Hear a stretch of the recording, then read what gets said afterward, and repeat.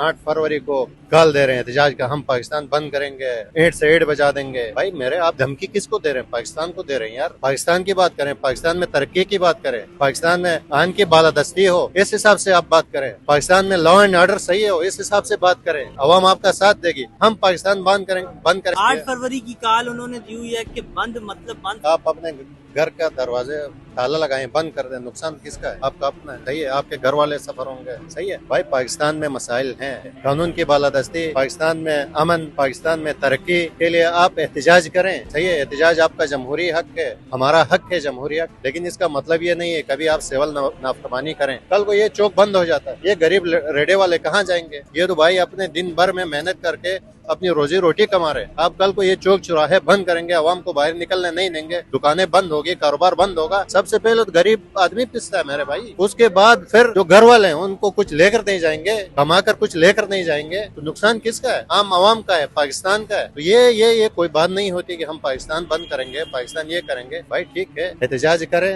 एहतजाज आपका आईनी और जमहूरी हक है, लेकिन इसका ये हरगिज मतलब ये नहीं होना चाहिए कि भाई आम आवाम सफर हो और पाकिस्तान सफर हो।